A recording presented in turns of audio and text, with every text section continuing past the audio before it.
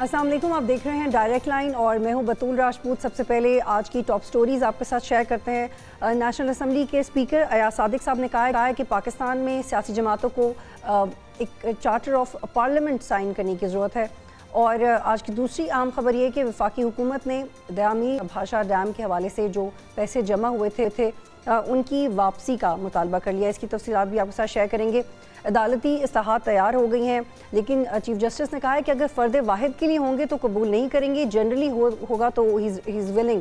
तो कल हम जो बात कर रहे थे कि सीजे ने मना कर दिया है, वो किसी तरह की एक्सटेंशन नहीं चाहते, लेकिन आज की इस स्टेटमेंट के बाद हमें मंजरनामा मुख्तलिफ नज़र आता है। आज प्रोग्राम में ज्वाइन करिए सना मिर्ज़ा साहबा, बहुत उम्दा सहाफ़ी हैं। मोहम्मद आदिल साहब मुझे ज्वाइन कर रहे हैं, सीनियर जर्नलिस्ट हैं, एक न्यूज़ के हेड हैं नॉर्थ रीजन के। इफ्तिखार फिरदौस साहब ज्वाइन कर रहे हैं, सीनियर जर्नलिस्ट हैं और आजकल KPK की पॉलिटिक्स के ऊपर बहुत ज़्यादा नज़र रखी हुई है उन्होंने। सना, मैं आपके साथ शुरू करूँगी। बताएं ये होता क्या है चार्टर ऑफ पार्लियामेंट? मैंने तो ये टर्म पहले कभी सुनी ही नहीं है। What does that mean to you? बहुत शुक्रिया बतूल आपका इनवाइट करने के लिए शो में। देखिए, बात यह है कि हमें कहीं ना कहीं से एक पॉइंट पर तो मुत्तफिक होना है कि आज हमारे साथ जो हो रहा है कल आपके साथ भी हो सकता है, और अगर आज हम आपके साथ ये कर रहे हैं तो कल हम भी इससे गुजर सकते हैं। मेरा ख्याल है कि स्पीकर कौमी असम्बली के पास कोई चॉइस नहीं थी और वो जिस तरह कॉर्नर कर दिए गए थे, अब उनके पास इसके अलावा और कोई ऑप्शन नहीं था कि वो इस किस्म का कोई एक्शन लेते। और मेरा ख्याल है कि आज इसकी बातगश्त हमें असम्बली फ्लोर पर भी सुनाई दी कि आपने कल लोगों के प्रोडक्शन ऑर्डर्स जारी किए, आज तमाम के तमाम लोग पार्लियामेंट के अंदर पेश नहीं हुए। दूसरी चीज जो मुझे लगता है कि शायद मुस्लिम लीग नून या हुकूमत की तरफ से की गई थी, वो ये थी कि बिला आखिर आपको पाकिस्तान तहरीक इंसाफ को मुज़ाकरात की मेज पर तो लाना होगा। आपको उनको ये बताना होगा कि आपके पास सियासी जमातों से बात करने के अलावा और कोई ऑप्शन मौजूद नहीं है। एक तरफ आप बार बार एस्टेब्लिशमेंट के नाम की माला जपते हैं और ये कहते हैं कि मुज़ाकरात सिर्फ उन्हीं से करने हैं और उनकी तरफ से कोई रिस्पॉन्स नहीं आता। फिर एक रोज पहले अगर आप टाइमिंग देखें तो बानी PTI चेयरमैन जो हैं वो बड़ा क्लियर ये कहते हैं कि अब तो एस्टेब्लिशमेंट के साथ भी मुज़ाकरात नहीं करने। यानी एक तरफ वो ये इंडिकेट कर रहे हैं कि उनके साथ शायद कहीं बैकडोर चैनल मुज़ाकरात हो रहे थे, जो कल स्पेकुलेशंस मीडिया में होती रही। लेकिन दूसरी सांस में उन्होंने ये भी कह दिया कि अब किसी के साथ भी नहीं किए जाएंगे। लेकिन अगर हम आज की बॉडी लैंग्वेज देखें पाकिस्तान तहरीक इंसाफ के लोगों की जो पार्लियामेंट के अंदर मौजूद थे, तो बड़े काम तरीके से उन्होंने आज पूरा सेशन को प्रोसीड किया और लग रहा था कि वो विलिंग है कि उनसे बातचीत की जाए। क्योंकि अब एक चीज बड़ी वाज़ेह हो गई है कि वो पाकिस्तान तहरीक इंसाफ जो बार बार असेंबली को छोड़कर चली जाती थी, इस्तीफों पर चली जाती थी, अब उनके पास कोई ऑप्शन नहीं बचा है क्योंकि अब वो पार्लियामेंट में भी महफूज नहीं है। जहां तक आपने चार्टर ऑफ पार्लियामेंट की बात की है, तो मेरे ख्याल में इसको नाम आप कुछ भी दे दें, लेकिन ये एक ऐसा गोल मेज कॉन्फ्रेंस होने जा रही है तमाम पार्लियामेंटेरियंस के बीच में, जिसमें असल जो मुज़ाकरात होंगे वो हुकूमत और अपोजिशन के दरमियान होंगे। क्योंकि कल गवर्नमेंट को भी एक बड़ा अच्छा मैसेज मिला है और वो इत्तेहादी जमातों की तरफ से मिला है, जिसमें पाकिस्तान पीपल्स पार्टी भी शामिल थी, JUIF भी शामिल थी, जो बज़ाहिर अपोजिशन का हिस्सा है। ठीक है सना, आप काइंडली मेरे साथ ही रुकिएगा। मोहम्मद आदिल साहब, आपके पास आने से पहले मैं चाहती हूँ कि आप सुने कि अता तारा साहब ने क्या कहा, फिर वो जो सना बात करी है उसको हम आगे बढ़ाते हैं। सिर्फ इस सेंस एक्सप्लेन करना चाहता हूं कि सर ये पूरा हाउस स्पीकर के पीछे खड़ा है। कहीं से कोई ये आवाज नहीं आई कि स्पीकर को ये काम नहीं करना चाहिए। ये आपका राइट है, बिल्कुल इस पे बात होनी चाहिए, मगर कल कुछ वीडियोस आपके भी नोटिस में आई, कुछ एविडेंस सामने आया कि हाउस के अंदर से किसी को नहीं उठाया गया। जी मोहम्मद आदिल साहब, आप तो होते भी इस्लामाबाद में, आप ज़्यादा वेल इन्फॉर्म्ड हैं, लेकिन on the other hand PTI की क्या एतराज़ात है वो भी आपको सुना देते हैं। बैरिस्टर गौहर साहब ने क्या कहा वो सुनाते हैं। 10 से मैंने जिस अंदाज से उठाया गया है ये हिस्ट्री में याद रखा जाएगा। वो ईवान के अंदर मौजूद थे, नकाबपोश आए, हर दरवाजा खोला गया है। वो चाबियां किसके पास थी जो दरवाजे खोलते थे? वो लाइटें किसने आपकी? आप बराए मेहरबानी इसकी इंक्वायरी ऐसी ना करवाएं कि जिसमें से मासूम आम किस्म के बंदों को आप सस्पेंड कर लें। इसके तह तक जाएं। पाकिस्तान तहरीक इंसाफ और इसके एमएनए सिवाय 9-10 के, जब तक 10 सितंबर की वकूआ का इंक्वायरी नहीं होती, हमारा इस पार्लियामेंट में शिरकत उस वक्त तक नहीं करेगा। नहीं हम आपकी कमेटियों में आएंगे सिवाय 9-10 एमएनए के। लेकिन मोहम्मद आदिल साहब, इंक्वायरी होगी कैसे? कोई जिम्मेदारी लेगा तो फिर ना। स्पीकर साहब ने कहा कि उनको पता ही नहीं था कि ये सब होने जा रहा है। कुछ वीडियोस ये कहती हैं कि बिल्कुल अंदर से भी गिरफ्तार किया गया है। अता तारा साहब कह रहे हैं कि अंदर से गिरफ्तार हुआ ही नहीं है। इसके बारे में क्या कहेंगे आप? देखिए, स्पीकर जितना मर्जी भोला बनने की कोशिश करें ऐसा मुमकिन ही नहीं है। ये ऐवान जो है उनकी रिस्पॉन्सिबिलिटी थी और वहाँ पर एक्टिविटीज़ शाम से शुरू हो चुकी हुई थी और मेरी इतला के मुताबिक रात 2 बजे तक स्पीकर जो है वो ऑन बोर्ड थे बहुत सारी चीज़ों के अंदर और इसीलिए रात 2 बजे के बाद जो है वो वहाँ पे पार्लियामेंट की लाइट्स बंद करके ये सारा ऑपरेशन हुआ। और दूसरी जो बात अहम है कि आप देखें कि पिछले 2 दिन के अंदर जो इस सारे मामला का जो इस्लामाबाद की सिक्योरिटी का रिस्पॉन्सिबल शख्स है वो वज़ीर दाखिला है मोहसिन नकवी, आज बिलावल भुट्टो के साथ तो नजर आए लेकिन आपने उनकी ना उनसे ऐवान में किसी ने पूछा और ना उन्होंने ये जवाब दिया कि उनके मातहत फोर्स ने ये क्यों ऐसी हरकत की है कि वो पार्लियामेंट के अंदर जो है बिला इजाज़त वो घुस गई है। ये जो कुछ हो रहा है एक फॉर्मेलिटी है। हुकूमत जो है इस सारे मामले को डिले कर रही है, वक्त गुजार रही है। जो कमेटी शुरू हो गई है, एक पार्लियामेंट के अंदर कमेटी बना दी गई है, एक इंटीरियर मिनिस्ट्री को स्पीकर ने जो है वो ख़त लिखा है कि आप एक कमेटी बनाएं और इसकी तहकीकात करें। जो पिक्चर है वो बिल्कुल क्लियर है, जो कुछ हुआ है वो ऑन बोर्ड थे स्पीकर, उनकी मर्जी से।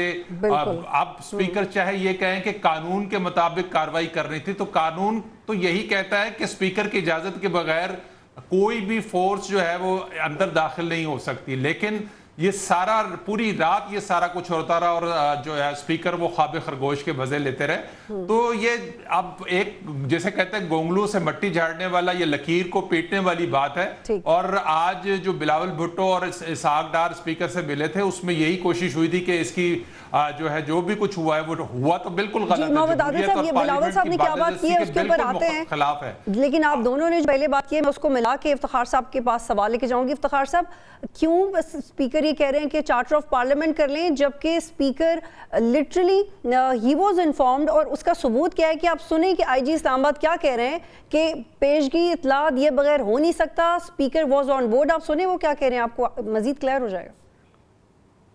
जी इफ्तिखार साहब, वो कह रहे हैं कि हमने एक प्रॉपर प्रोसीजर फॉलो करके ये गिरफ्तारियां की हैं। फिर या सादिक साहब ये क्यों कह रहे हैं कि कार्रवाई होनी चाहिए, मुझे फुटेजेस फराम करें, चार्टर ऑफ पार्लियामेंट करें, वो ये क्यों कर रहे हैं? ये तो सच नहीं है फिर अगर जो आईजी साहब बात कर रहे हैं। देखिए, जो आईजी साहब ने बात की है वो सिर्फ बाहर रिपोर्टर्स के साथ नहीं की, बल्कि कोर्ट के अंदर भी यही बात की जब उनको कहा गया कि उन सबको जो है वो प्रोड्यूस करें कोर्ट के अंदर। तो ये तो बहुत क्लियर, जो बाकी 2 स्पीकर्स ने भी ये बात की, इसके साथ तो किसी का इख्तिलाफ नहीं हो सकता क्योंकि आईजी एक रिस्पॉन्सिबल गवर्नमेंट रिप्रेजेंटेटिव हैं। बाकी कमेटियों की जो हिस्ट्री है पाकिस्तान के अंदर वो हम और आप सारे बखूबी जानते हैं कि जो चीज़ कमेटियों के पास चली जाती है उसका एक्चुअल मकसद क्या है। लेकिन मैं इंटरेस्टेड हूँ इस पे बात करने के लिए कि जो आपने पार्लियामेंट्री चार्टर की बात की कि हम मिल बैठकर जो है इस मसले का जो है वो हल निकालते हैं। इसको देखने का एक तो तरीका ये है कि इसका मतलब ये है कि जो बाहर बैकडोर चैनल जो बातचीत हो रही थी, क्योंकि उस पर इमरान खान साहब ने कह दिया कि अली अमीन गंडापुर के साथ परसों जो कुछ हुआ उसके बाद जो है कोई बातचीत अब होगी नहीं, अब पावर पे बात होगी और रोड पर जो है वो बात होगी। और इसके बाद जलसा जो है वो इस्लामाबाद में जो है वो करने की उन्होंने वो धमकी भी दी है और इसके अलावा भी स्ट्रीट रेज दिखाने की जो है धमकी दी है। तो जो पार्लियामेंट्री चार्टर की वो बात कर रहे हैं कि बाहर की अगर बात नहीं कर सकते कि जो लोग हाउस में इलेक्ट होके आए हैं, क्योंकि अगर आप अता तारड़ साहब की पूरी तकरीर सुने उसमें वो बहुत इंटरेस्टिंग एक फिक्रा कहते हैं कि अगर हमारे लीडर्स आपस में नहीं मिल सकते तो जो लोग ईवान में इलेक्ट होके आए हैं वो बैठकर कम से कम इस पे बात कर सकते हैं, जो ऑब्वियसली एक क्लियर रेफरेंस है कि हम आपको जोर भी देंगे और हम आपको अंदर भी करेंगे अगर आप हमारे साथ बैठकर। लेकिन ये कन्विंस नहीं करता ना सना। ठीक है चार्टर ऑफ पार्लियामेंट होना चाहिए, लेकिन ये ऐसे शख्स के मुंह से आप सुन रहे हैं जो कि इन्वॉल्व था ये एमएनएस को गिरफ्तार करवाने में, क्योंकि लीगली तो या सादिक के ऊपर क्वेश्चन उठ रहा है। मैं तो डिबेट को आगे ही नहीं बढ़ा सकती जब तक मैं इस चीज़ को समझ ना जाऊं कि मैं सादिक की इस बात को अहमियत ही क्यों दे रहे हैं कि चार्टर ऑफ पार्लियामेंट हो। वो पहले आंसरेबल होना चाहिए उन्हें, जो कि 2 दिन पहले हुआ है। सना, देखिए में इशू ये है कि अयाज सादिक साहब के हवाले से जो बात कही जा रही है कि उनको पहले से पता था। मेरा ख्याल है कि अब जब तक ये चीज़ साबित ना हो इसको हम अफरूजा ही कह सकते हैं, भले ही हकीकत हो, लेकिन इसको प्रूफ नहीं किया जा सकता। दूसरी बात यह है कि अगर वो वाकई इतने फाल और इफेक्टिव स्पीकर थे तो उनको रात गए जब टेलीविजन स्क्रीन के ऊपर हर जगह ये चीज़ चल रही थी, सबको मालूम था, उस वक्त उनकी तरफ से कोई एक्शन नहीं लिया गया।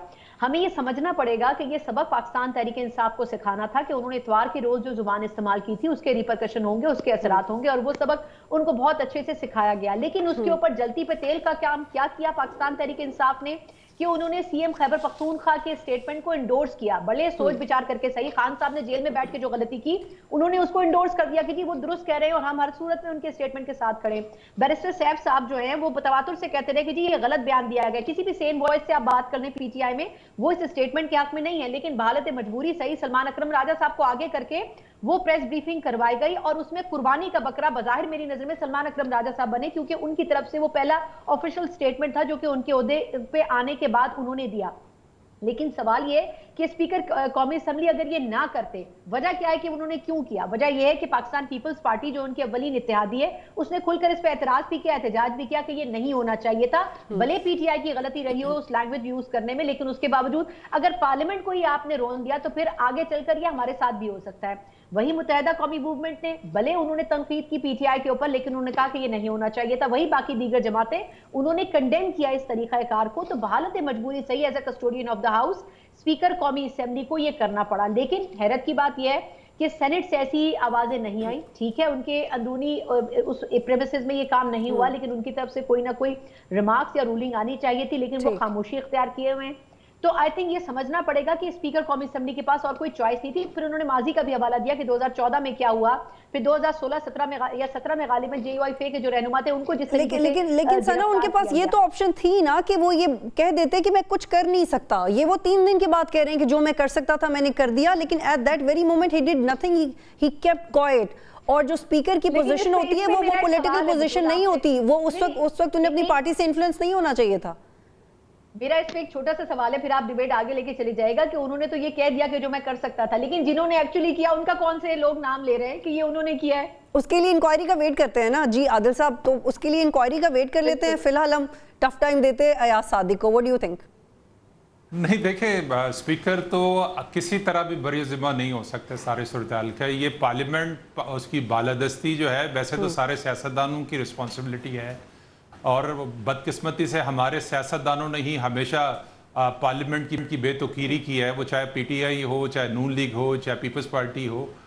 تو یہ سیاستدان جب اپنے پہ برا وقت آتا ہے تو اس ٹائم پارلیمنٹ کی بالادستی کی بات کرتے ہیں, اور جب یہ ان کے پاس اختیار آتا ہے تو پھر ان کی نظر میں پارلیمنٹ کی کوئی حیثیت نہیں رہتی. اسپیکر 3 دن سے آپ کو پتا ہے کہ پارلیمنٹ کے اوپر حملہ ہوا ہے, اور ابھی تک آپ سوچ رہے ہیں کہ کیا کرنا ہے اور کیا. ابھی آپ انکوائری کمیٹی بٹھا رہے ہیں, انکوائری کمیٹی میں کیا اسٹیبلش ہوگا؟ اس دن رات کو لائٹس بند کر کے سارا آپریشن کیا, کس کو آئیڈینٹیفائی کریں گے؟ کیا ہوگا؟ کچھ بھی نہیں ہوگا. یہ صرف ایک ٹائم گین کرنے کی ایک کوشش ہے, اور اس کے بعد معاملات اسی طرح چلتے جائیں گے. لیکن دوسری چیز جو سنا بات کر رہی تھی تحریک انصاف کے بانی کے حوالے سے, جی بولیے. اس میں آپ کو ایک بات بتاؤں کہ کل جب ان کا بیان یہ منظر عام پہ آیا تھا کہ وہ اسٹیبلشمنٹ سے مذاکرات نہیں کرنا چاہتے, تو اسٹیبلشمنٹ کے ذرائع نے جو ان کے بیان کے اوپر رد عمل دیا وہ بہت سخت رد عمل دیا تھا.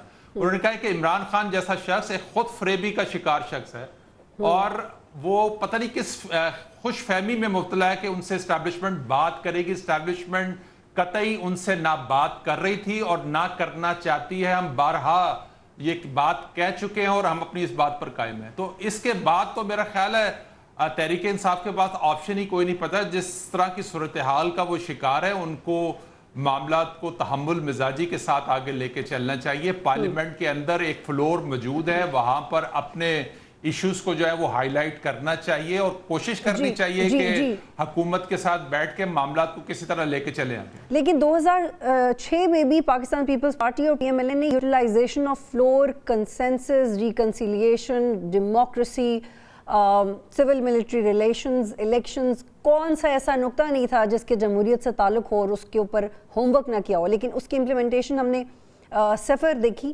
تاریخ میں. لیکن آج ایاز صادق صاحب نے کیا اعادہ کیا یا ان کی کیا نیت تھی وہ آپ کو سنواتے ہیں, پھر اس کے اوپر بات کریں گے.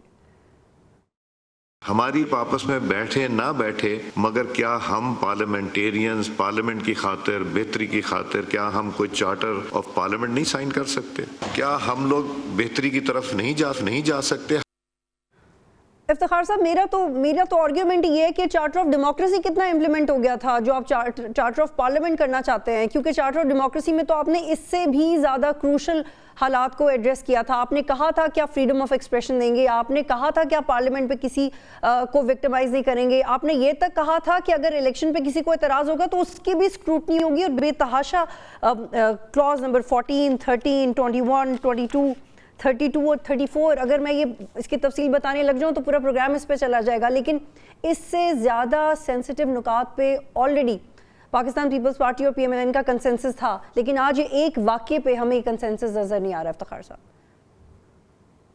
دیکھیں، جو 2006 کا آپ ریفرنس دے رہی ہیں اور چارٹر آف ڈیموکریسی کی بات کر رہی ہیں، تو پھر اس کا مطلب یہ ہے کہ اس ملک میں مارشل لا ہے یا ایک انڈائریکٹ مارشل لا لگا ہوا ہے، کیونکہ 2006 کے اندر جب چارٹر آف ڈیموکریسی ہوا تھا تب تو اس ملک میں اس طرح کی جمہوریت نہیں تھی. پرویز مشرف صاحب جو ہے انہوں نے مارشل لا جو ہے وہ آبویسلی ڈکلیئر جو ہے وہ کر دیا تھا.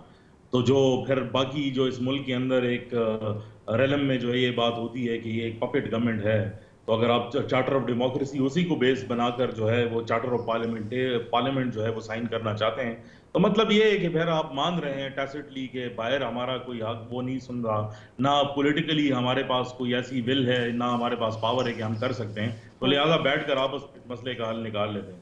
لیکن سب سے مجھے جس بات پہ ہنسی آتی ہے، جس طرح ہر معاملے میں آخر میں ایبٹ آباد کمیشن کے اندر بھی جب اسامہ بن لادن پکڑا گیا تھا تو الزام جو ہے وہ ایس ایچ او پہ لگا دیا گیا تھا کہ اسٹیشن ہاؤس آفیسر جو ہے وہ ذمہ دار ہیں.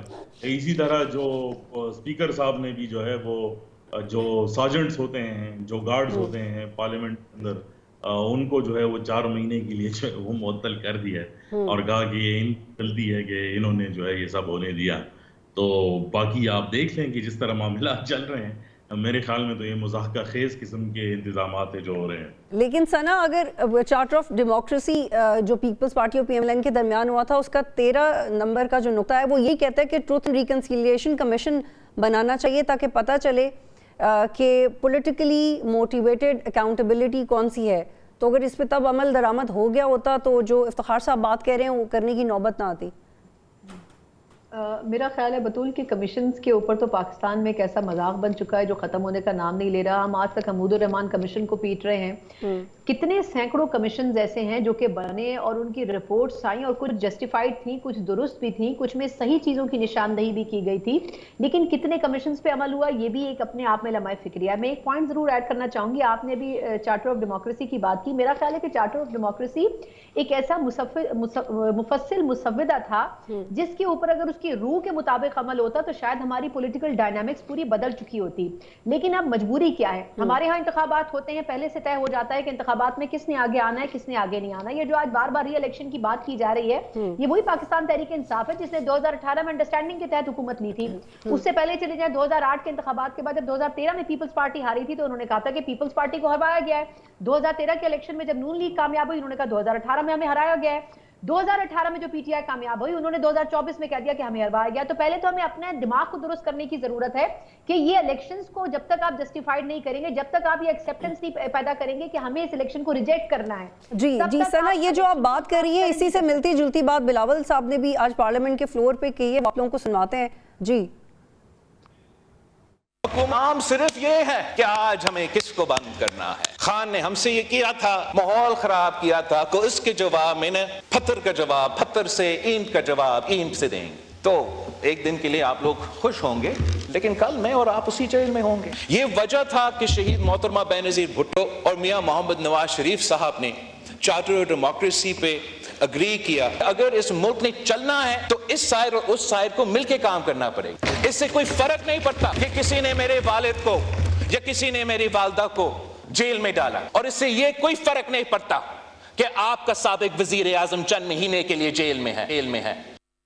جی محمد عادل صاحب، اس سائیڈ اور اس سائیڈ کو مل کے کام کرنا ہوگا، یعنی کہ حکومت اور اپوزیشن کو مل کے کام کرنا ہوگا. کیا سیاستدانوں کے لیے یہ وہ سنہری موقع ہے جس پہ وہ اینی ہاؤ اکٹھے ہو کے ایٹ لیسٹ یہ سٹینڈ لے لیں کہ پارلیمنٹ کے اندر آ کے یا اس کے احاطے میں بھی یا اس کی پیریفریز میں بھی آپ یہ حرکت نہیں کر سکتے؟ سیاستدان اگر اس پہ اکٹھے ہو جائیں تو ہم دیکھ سکتے ہیں کہ دوسرے بہت سارے معاملات بھی بہتر ہو جائیں گے.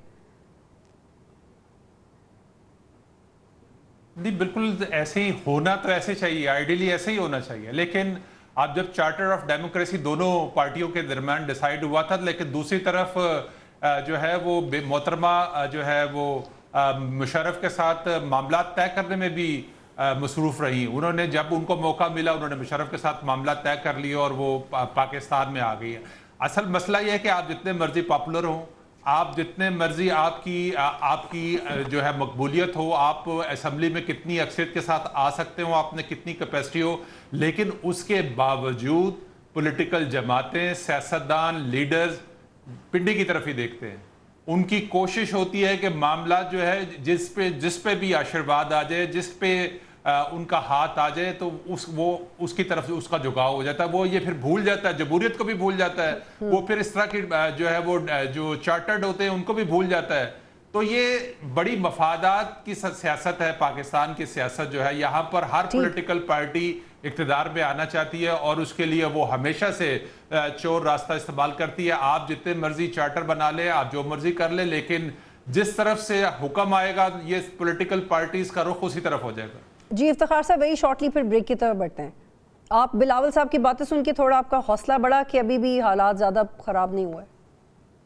دیکھیں, میں یہ سمجھتا ہوں کہ پیپل پارٹی اس سچویشن کی سب سے بڑی بینیفیشری ہے, اور جس طرح عادل صاحب نے بڑی مفصل طریقے سے بتا بھی دیا کہ جب ان کو بھی آشیرواد چاہیے ہوتا ہے تو وہ کہاں سے ڈیسیجن میکنگ لیتے ہیں, لیکن ابھی جو پولیٹیکل سچویشن بن رہی ہے پیپل پارٹی اس کی بینیفیشری ہے, اور اگر ان کو موقع دیا تو یہ شاید اسے ڈبل جو ہے کریں گے جو پی ایم ایل این کر رہی ہے.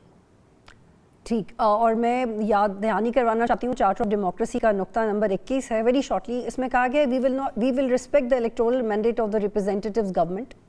اور پھر 22 نمبر نقطے میں کہا گیا کہ وی شل ناٹ جوائن اے ملٹری رجیم اور any military sponsored government or to support of military to come into power or to dislodge a democratic government. یہ 2006 میں کہا تھا. بریک لیتے ہیں پھر واپس آئیں. آپ دیکھ رہے ہیں ڈائریکٹ لائن, اور اب ہم بات کریں گے دیامیر بھاشا ڈیم کے حوالے سے, جس کے بارے میں وفاقی گورنمنٹ نے کہا ہے کہ جو فنڈز ہیں سپریم کورٹ کے پاس وہ فنڈز واپس کیے جائیں, وہ پروبیبلی پاور سیکٹر یا وابڈا کے حوالے سے استعمال کیے جائیں گے. جو وابڈا کے وکیل ہیں کورٹ کے اندر, انہوں نے کہا ہے کہ یہ 20 ارب کی رقم ہے اور یہ کورٹ کے پاس ہے. ثنا, میں آپ کے پاس آتی ہوں. آپ کو یاد ہوگا کہ اے ٹی ایمز پہ نوٹیفیکیشنز ہوتے تھے, سڑکوں اور گلیوں میں نوٹیفیکیشنز ہوتے تھے کہ آپ ضرور کنٹریبیوٹ کریں, اور ایونچولی ہم نے دیکھا کہ یہ سوال اٹھنے لگ گیا کہ پیسے ہیں کدھر. پھر ثاقب نثار صاحب کے انٹرویوز ہوئے, اس میں سے ایک انٹرویو میں نے بھی کیا, اور انہوں نے بڑے غصے سے کہا کہ میرے پاس تو نہیں ہے پیسے, کورٹ کے پاس ہے, جا کے ان سے مانگ لیں. اب جب گورنمنٹ نے وہ پیسے واپس مانگے ہیں تو آپ کو لگتا ہے کہ وہ ایکچولی عوام کی بھلائی کے لیے استعمال ہو جائیں گے, کیونکہ پاور سیکٹر پہ ہی 560 بلین کے لاسز ہیں, یا یہ پیسے بھی کسی اور حکمت عملی کے تحت استعمال ہو جائیں گے؟ دیکھیں, میرا خیال ہے کہ ابھی ریسنٹلی بجلی کے نرخوں میں جو سبسڈی دی گئی سو کالڈ, وہ کس فنڈ سے نکال کے کس طرح دی گئی اور اس پر آئی ایم ایف نے کس طرح ڈنڈے سے ہمیں سیدھا کیا, وہ بھی تازہ ترین مثال ہمارے سامنے ہے. تو یہ تو پہلی سی تیاری ہو چکی ہوتی ہے, جب کہیں سے پیسے مانگے جاتے ہیں تو پتہ ہوتا ہے کہ وہ پیسے استعمال کہاں ہونے ہیں یا کس انداز میں ہونے ہیں. لیکن اب جہاں تک اس اسپیسیفک ایشو کی بات ہے تو میرا خیال یہ ہے کہ ثاقب نثار صاحب کے حوالے سے اور اس پوری کیمپین کے حوالے سے جو بڑے عرصے تک لوگوں کو بیوقوف بناتے رہے, ایگزیکیوشن اس کی کب ہونی تھی, کیسے ہونی تھی, کسی کو نہیں پتا تھا. لیکن اس زمانے میں اس کی طرح ہائپ کریٹ ہو گئی تھی کہ ہم اور آپ جیسے بہت سے لوگ ایسے تھے جنہوں نے والنٹریلی جتنا صحیح کنٹریبیوٹ کیا تھا. ایسے کئی منصوبے ایسے ہیں. میرا خیال ہے کہ اب اگر یہ ڈیبیٹ چل پڑی ہے, جس طرح آج سپریم کورٹ میں چیف جسٹس صاحب نے مختلف باتیں کی ہیں, کئی سوال انہوں نے اٹھائے کہ کیا سپریم کورٹ عمل درآمد کروانے کا اپنے فیصلے کے اوپر اختیار بھی رکھتی ہے, کیا سارے وابڈا کے جو کیسز ہیں وہ سارے کے سارے ہم سن سکتے ہیں یا ہمارے پاس لائے جاتے ہیں. تو اگر آپ ان کے ریمارکس پڑھیں تو وہ خود بھی کلیئر نہیں ہے. بینچ کے اوپر بھی اعتراض ہے کہ اس 5 رکنی بینچ کا یہ فیصلہ تھا, یہ 4 رکنی ہے. خیر اس کو آپ نے پریکٹس اینڈ پروسیجر ایکٹ کے تحت امینڈ کر دیا ہے, لیکن ساری باتوں کا لب لباب یہ ہے کہ ایسے کتنے ہی پروجیکٹ پاکستان میں موجود ہیں جو شروع ہوتے ہیں, مڈل میں پہنچتے ہیں اور پھر سیز ہو جاتے ہیں اور اس کے بعد کبھی مکمل نہیں ہوتے. ایسے سیریز آف میرے خیال ہے کہ پروجیکٹس ہیں جس کے اوپر پاکستان کے عوام کا پیسہ لگتا ہے لیکن اس کا کوئی آؤٹ کم نہیں ہوتا. یہ بھی انہی میں سے ایک ہے. اور جہاں تک اس منصوبے کی پیسوں کی ایگزیکیوشن کا معاملہ ہے تو میرا خیال ہے کہ یہ ضرور ہونا چاہیے. اگر تو یہ واپس ملتے ہیں ان کو صحیح معنوں میں استعمال ہونا چاہیے. جتنا بھی ایفرٹ صحیح ثاقب نثار صاحب کا جو انہوں نے کیا, اگر وہ صحیح پازیٹیو وے میں یوٹیلائز ہو جاتا ہے تو اس میں کوئی حرج نہیں ہے. لیکن بظاہر مجھے یہ لگتا ہے کہ یہ اتنا آسان کام نہیں ہوگا. موجودہ چیف جسٹس بھی جو ہیں وہ دانتوں سے پسینہ نکالنے کے ماہر ہیں, اور میرا خیال ہے کہ اس مرتبہ بھی وہ ایسا ہی کچھ کریں گے. تو حکومت اپنے طور پر بھرپور تیاری نہیں کرے گی تو شاید یہ پیسے بھی ان کے ہاتھ نہیں آنے والے, کیونکہ اس وقت حکومت کے پاس ویسی بھی پیسوں کی شارٹیج ہے. جی محمد عادل صاحب, اس وقت گورنمنٹ نے یہ بھی کہا تھا کہ 1,60,000 سے زائد نوکریاں ملیں گی لوگوں کو اس ڈیم کے بننے کے بعد, اور 4500 میگا واٹ کی بجلی بھی پروڈیوس ہوگی. تو یہ تو دونوں چیزیں نہیں ہو سکیں. اب یہ پیسے اگر ایونچولی گورنمنٹ کو مل بھی جائے تو گورنمنٹ کا کیا پلان لگتا ہے آپ کو؟ دیکھیں گورنمنٹ کا جو بھی پلان ہو, لیکن پاکستان میں اس سے بڑا جو سستی شہرت کا بھونڈا طریقہ تھا وہ کوئی نہیں تھا. ثاقب نثار صاحب نے جس طریقے سے اس ڈیم کی فنڈز کی بنیاد رکھی اور اربوں روپیہ مختلف ٹی وی چینلز پر صرف اپنی پبلسٹی کے لیے جو ہے انہوں نے استعمال کیا ٹی وی چینلز کو, اور جس طرح سے ملازمین کی تنخواہوں پہ کٹ لگوا کر اس ڈیم میں شامل کروایا, جس طرح سے انہوں نے عدالتوں میں درجنوں کیسز کے جرمانے جو ہیں وہ اس ڈیم میں دیے, اور بہت کچھ ہے. وہ وزیر اعلیٰ اس ٹائم کے جی بی میں جو ہے وہ مسلم لیگ نون کے تھے, حفیظ الرحمان, وہ بتا رہے تھے کہ انہوں نے ایک خصوصی وہاں پر اپنے لیے گھر الاٹ کرایا جی بی میں کہ وہ ریٹائرمنٹ کے بعد وہ یہاں بیٹھ کر جو ہے وہ ڈیم کی جو ہے وہ نگرانی کریں گے. وہ اس سے بڑا مذاق جو ہے وہ پاکستان میں جو ہے وہ نہیں ہو سکتا. دوسری چیز یہ ہے کہ سپریم کورٹ ہو یا کوئی بھی ادارہ ہو, اس کو اپنی حدود میں رہتے ہوئے کام کرنا چاہیے. اور اب سپریم کورٹ کے پاس یہ موقع ہے کہ وہ یہ اصول طے کرے کہ وہ اداروں کے اوپر پابندی لگائے, کوئی اصول بنائے کہ اس طرح کے جو معاملات ہیں اس میں کسی ادارے کی انوالومنٹ نہیں ہونی چاہیے. اور اس کے لیے یقینی طور پر عدالت میں ان کو پلان دینا چاہیے کہ اس فنڈز کو, اس رقم کو کہاں استعمال ہونا. یقینی طور پر وہ حکومت کے پاس درجنوں ایسے پلان بھی ہیں اور منصوبے بھی ہیں, وہ کوئی بھی عدالت میں اس کا جواز پیش کر کے یہ لے سکتی ہے. اصولی طور پر تو یہ حکومت کو ٹرانسفر ہو جانے چاہیے. ابھی تک کو میرا خیال ہے کو 8-9 ارب روپیہ تو صرف انٹرسٹ کی شکل میں جو ہے وہ اس پیمنٹ کے اوپر اضافہ ہو چکا ہے.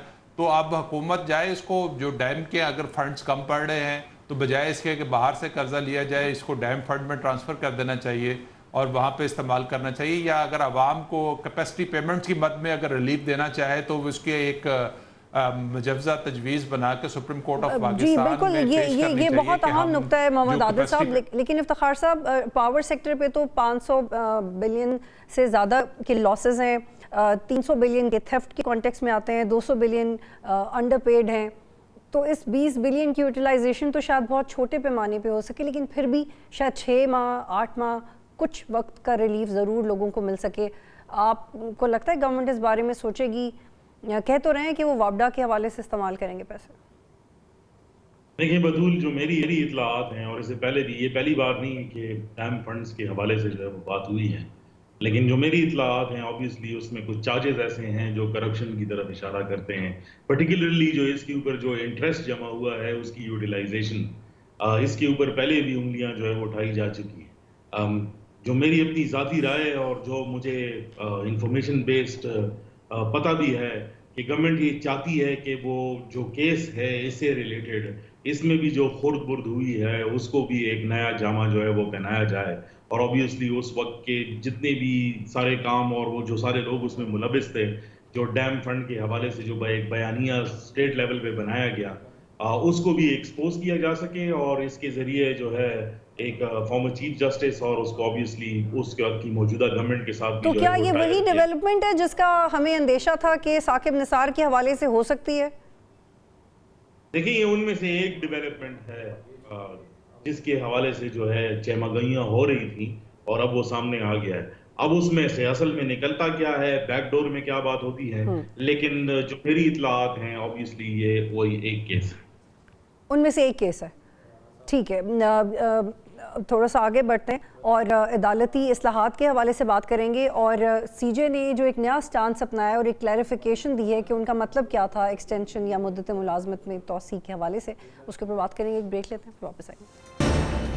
پروگرام میں خوش آمدید. آپ دیکھ رہے ہیں ڈائریکٹ لائن. اور सना मैं आपकी तरफ आती हूँ।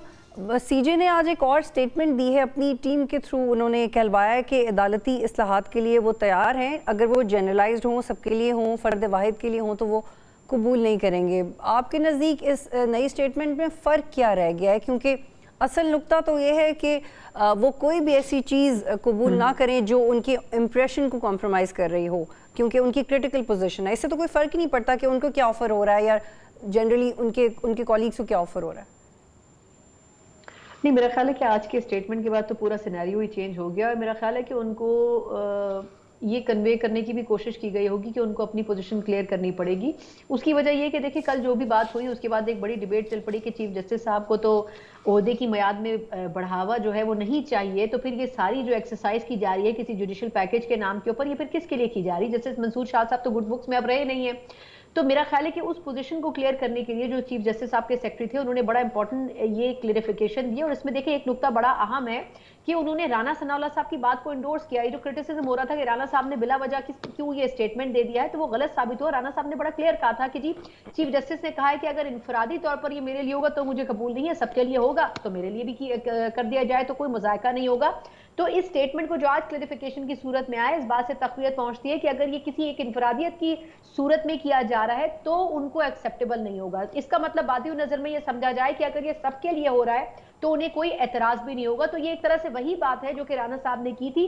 तो मेरा ख्याल है कि इस चीज से तक़वियत मिलती है कि अगर ऐसा कोई रूल बनाया जाता है या कानून बनाया जाता है जिसमें ओवरऑल पूरे सिस्टम को तब्दील कर दिया जाए, जो 3-4 चीजों के ऊपर मफरूजे की बुनियाद के ऊपर बात हो रही है, जिसमें चाहे मुद्दत मुलाजमत है, चाहे उनकी सिलेक्शन का क्राइटेरिया है।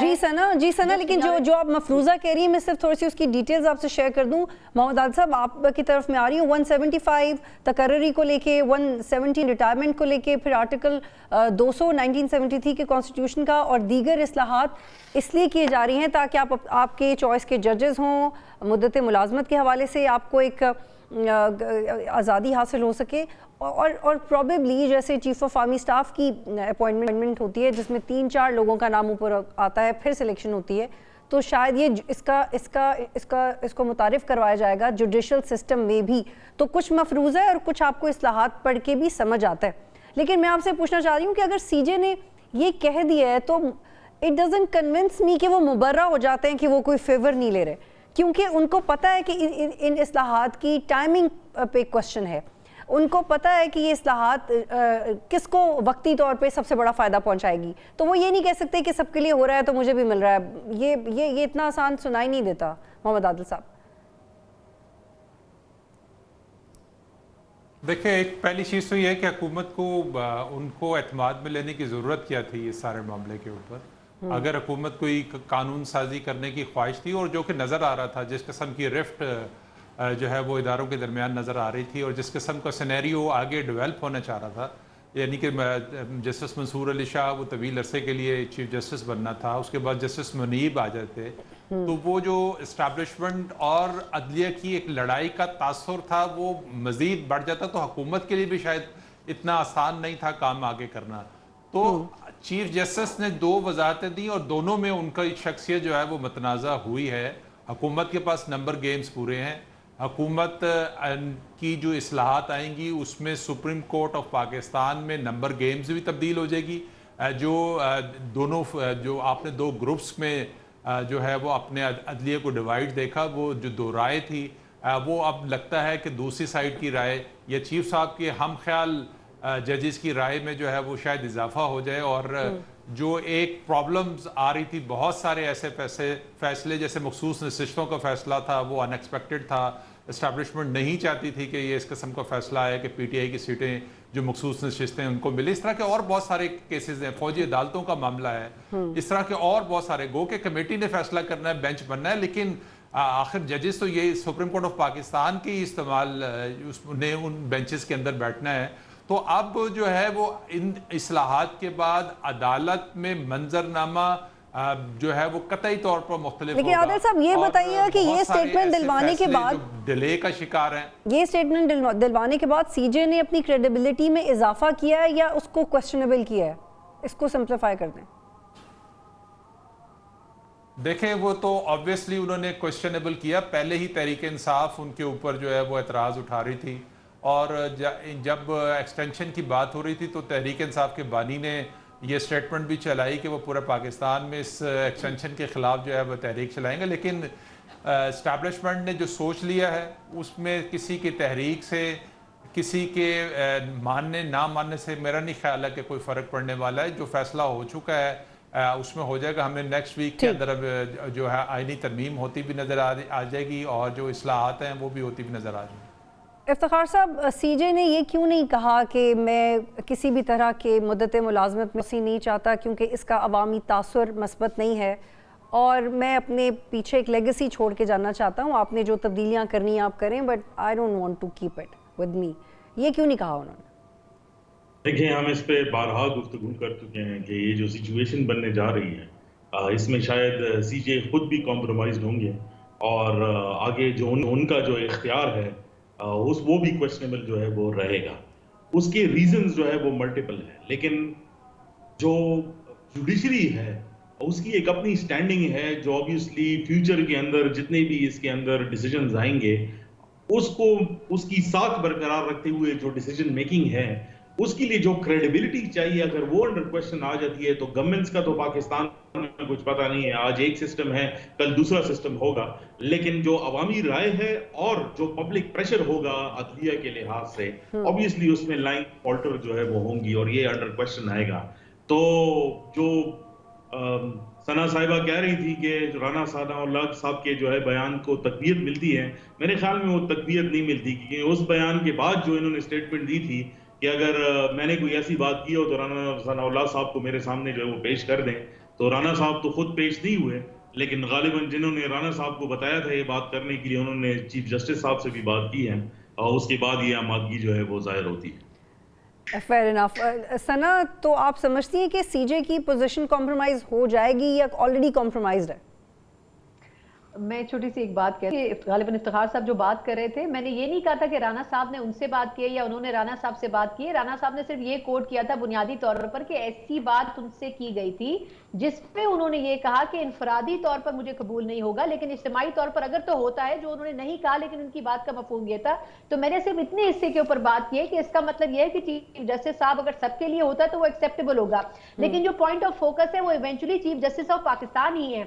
باقی تمام ججز تو وہ کہتے ہیں نا کہ بہتی گنگا میں ہاتھ دھو رہے ہیں، اصل جو سارا مسئلہ کھڑا ہے وہ چیف جسٹس کی. تو پھر وہ کمپرومائزڈ ہیں، آلریڈی کمپرومائزڈ ہیں، سی جے کمپرومائزڈ ہیں. دیکھیں، میرے خیال میں جو پرسیپشن ان کا بلڈ اپ ہوا تھا اس پرسیپشن کو بہت حد تک دھچکا لگا ہے، اور میرا خیال یہ کہ جب یہ بات کی جا رہی تھی جبکہ یہ شاید چیف جسٹس وہ ہوں گے جو کہ ایکسٹینشن نہیں لیں گے. ایکسٹینشن چاہے آپ اس کان کو اس طرف سے پکڑیں یا اس طرف سے پکڑیں، لیکن ان اینی کیس یہ جو ایکسٹینشن ہے اسی کی ایک صورت ہے. تو کل تک ان کو پذیرائی مل رہی تھی کہ ایسا نہیں کریں گے، لیکن اگر ایسا ہو جاتا ہے تو obviously ان کے اوپر بھی کویسچن مارک ہوں گے، اور وہ کویسچن مارک پہلے ہی پاکستان تحریک انصاف بڑی حد تک ریز کر چکی ہے. اس میں صرف اضافہ ہوگا، کمی نہیں آ سکے گی اگر ایسا کوئی اقدام کیا جاتا ہے. اچھا محمد عادل صاحب، یہ بتائیے گا کیونکہ آپ نے پہلے بھی رپورٹ کیا تھا کہ نمبرز پورے ہو گئے ہیں اور گورنمنٹ پوزیشن آف اسٹرینتھ سے کر رہی ہے اب جو بھی کر رہی ہے، تو اس کا مطلب ہے کہ اب ہم ان انٹرنیشنل رینکنگ ایجنسیز کی رپورٹس کو کنسیڈر نہیں کر سکتے کہ اس گورنمنٹ کے دن تھوڑے ہیں، 18 ماہ یا 20 ماہ تک چلے گی، اس کے پیسج کے بعد یہ گورنمنٹ مزید تگڑی ہو جائے گی جس طرح سے کام کر رہی ہے، جو بھی ہو رہا ہے ان کے قدم مضبوط ہو جائیں گے؟ دیکھیں، گورنمنٹ کی جو کریڈیبلٹی 8 فروری کے بعد ہے وہ تو آپ کو پتہ ہے کہ نہ ہونے کے برابر ہے، اور وہ جسے کہتے ہیں جس وجہ سے چل رہی ہے اور جو اس گورنمنٹ میں خوبی ہے، وہ سب سے بڑی خوبی ہے کہ جی حضوری، اور جو کہا جا رہا ہے اس کو منوان جو ہے وہ آنکھیں بند کر کے اس پہ امپلیمنٹ. تو اگر گورنمنٹ اسی طرح چلتی رہی، اس نے اپنی مرضی سے تو چلنا نہیں ہے، کسی کے کہنے پر فیصلے کرنے ہیں، تو یہ گورنمنٹ کو کون بھیجے گا گھر؟ پاکستان میں ہمیشہ حکومتیں اس وقت جاتی ہیں جب اسٹیبلشمنٹ ناراض ہوتی ہے. تو اگر اسٹیبلشمنٹ کی مرضی کی قوت موجود ہے، پرائم منسٹر صاحب جو ہے ان کی مرضی کے مطابق ہر کام کر رہے ہوں، تو پھر ان کو کون گھر بھیجے گا؟ ہاں، یہ ایک جیسے میں نے پہلے بھی ایک دفعہ کہا تھا کہ اس حکومت کے دوران 2 دفعہ جو ہے وہ تقرری ہونی ہے. وہ 2028 میں جو تقرری ہونی ہے، اس سے پہلے پولیٹیکل پارٹیز کی کوشش ہوگی، کچھ پیپلز پارٹی کی، کہ وہ اس تقرری میں ان کا حصہ ہو. تو اس بنیاد پر کچھ ہو جائے یا کوئی ان ہاؤس تبدیلی آ جائے یا اس طرح کی کوئی چینج آ جائے تو وہ ہو سکتی ہے. अदरवाइज मेरा ख्याल है शहबाज शरीफ साहब के पिंडी कंफर्टेबल है, वो मामलात इसी तरह चलते जाएंगे। जो इंटरनेशनल एजेंसीज की रिपोर्ट्स हैं वो मुख्तलिफ अखबारात के ऊपर जो तज्जिए तबसरे छपते हैं उसकी बुनियाद पर जो है वो बनी हुई एक रिपोर्ट है, उस पर उसका जो पाकिस्तान के अंदर हालात है उससे बहुत मुख्तलिफ हैं चीज़ें। ठीक है, सीजे साहब की क्रेडिबिलिटी शायद उस वक्त ही मुतार हो गई थी जब बल्ले के निशान के हवाले से उन्हें अपने फैसले की वजाहतें देनी पड़ी थी मखसूस नशस्तों के प्रोसीडिंग्स में, और ये भी कहा कि हमने ये तो नहीं कहा था कि आप इलेक्शन ना लड़ने दें या इंडिपेंडेंस वाले एलिमेंट के ऊपर ज़्यादा जोर दें। ये उनके लिए बेहतरीन मौका है कि वो एक्सटेंशन ना लें और एक अच्छी तारीख रकम कर जाएं, लेकिन इसकी उम्मीद नहीं है। प्रोग्राम देखने का शुक्रिया, अल्लाह हाफ़िज़।